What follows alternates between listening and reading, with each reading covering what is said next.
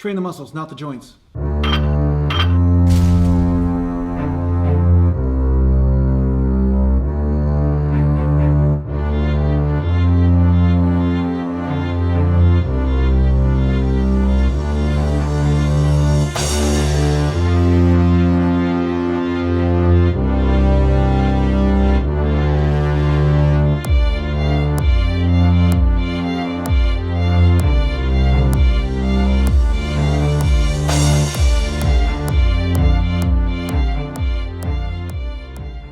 Welcome back to Natural Gallant Bodybuilding, and today I'm going to do part one of a 2-video series. I'm going to do the second video in the next couple days, okay? So I'm going to show you the whole workout that I'm doing. It's a whole body workout. I'm trying to do this almost every day. Of course, I skip body parts here and there depending on soreness and recovery and all that sort of thing, but I'm trying to show you exactly what I'm up to right now, because the name of this video, if I have decided to do that, I don't know. We'll see once this thing's done. But the bottom line is push your limits. You have to push your limits, but you want to push your limits safely.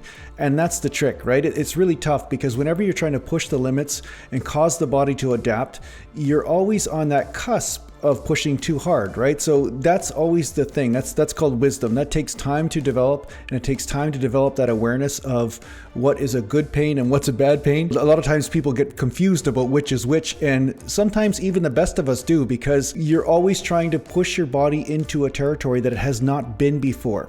So this is what I'm doing right now. I'm doing super high frequency training, but I'm also, as you're going to see today with the leg workout, adding some extra volume, even though I'm training legs almost every single day. It doesn't seem like a huge volume workout from most of you guys out there that are used to doing high volume, but when you're doing super high frequency, this type of volume is actually quite a bit.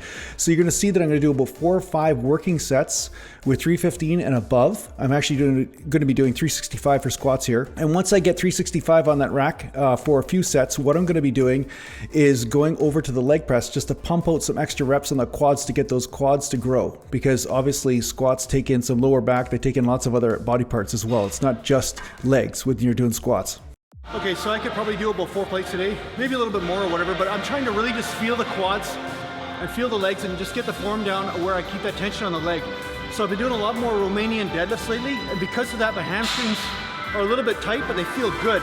And it feels like it's actually helping my strength and my flexibility of my hips from doing a little bit more deadlifting. So what I'm doing now is I'm just staying with a little bit more conservative rep range when it comes down to squats, because I feel like that's the best way not to wear my lower back out, but to really hit those legs.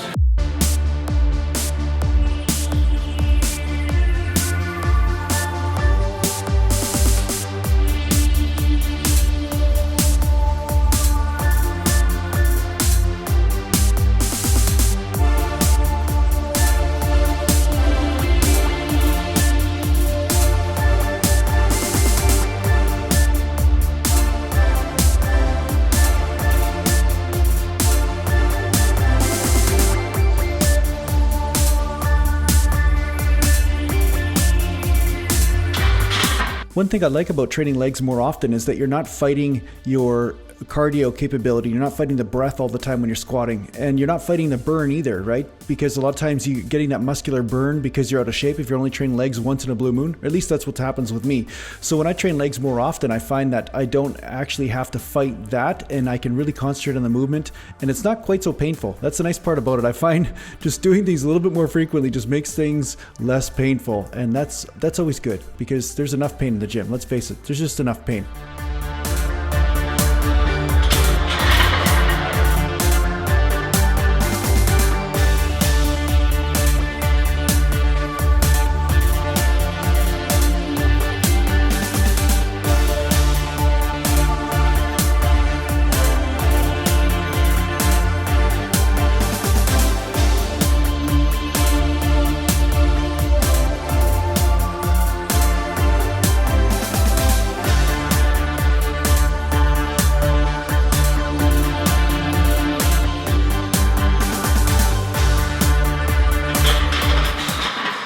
Okay, so I just did some squats. Now I'm gonna go do some leg presses because I just want to get an extra pump in the legs. So I'm just trying to get the blood flow in the legs, and I just feel motivated. Sometimes I just do that. Sometimes I feel motivated to do more sets, and it all boils down to how my body's recovering. And sometimes it's recovering really well, and I just feel like it needs a little bit of stimulus in a certain area. So I'm gonna go do some leg presses to finish this squat workout off, and then I'll take a break, get something to eat, and then I'll work out later on at the house. I'll do some other upper body movements.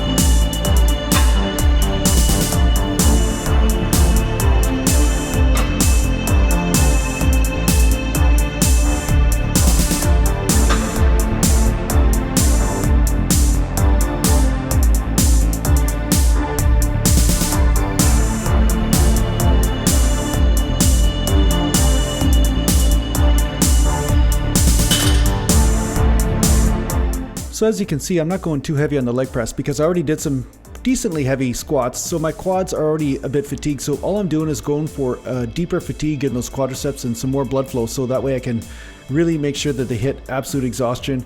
I'm also going for the whole volume thing of just really fatiguing that muscle and causing it to adapt, right? So ultimately, I'm also messing around with different technique as well. You saw me do that massage technique in the beginning. That really helps with flexibility of the quadriceps and also helps with the knees feeling really good. So my knees have been, well, they've never felt better actually. They feel just unbelievable. So yeah, I save a lot of money in massage therapy, I guess.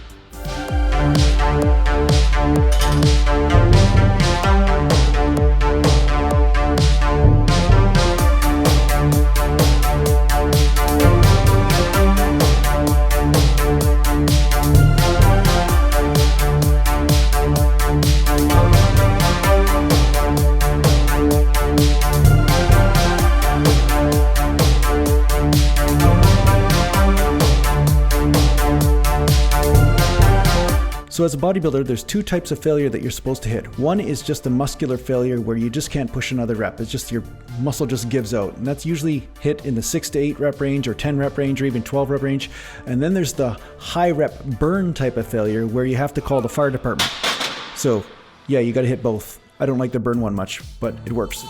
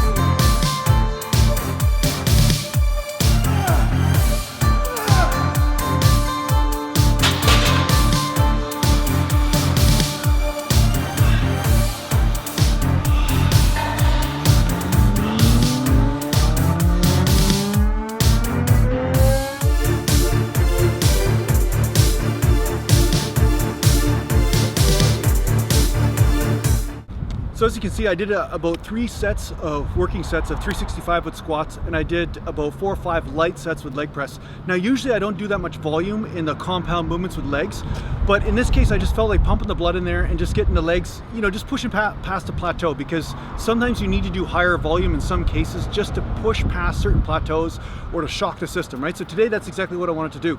I wanted to do the squats as much as I could do, get the reps in or whatever, and then go and just pump those quads out, right? Because you don't want the lower back to become the weak link in your entire leg workout, so it's good to throw in a compound movement that is like leg press or a machine of some sort that takes the lower back totally out of the movement, right? That's why you see a lot of pros and stuff, they don't do a lot of squatting as much as they do a lot of leg pressing, hack squats, those types of things, because they're trying to take the lower back out of the movement, because if the lower back hits failure first, the lower back is what's going to do the majority of the adapting, okay?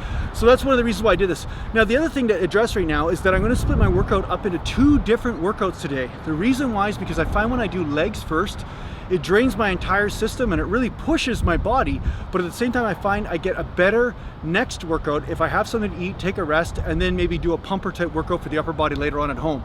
Now I know this isn't an option for a lot of people, but because it is an option for me, I can do this.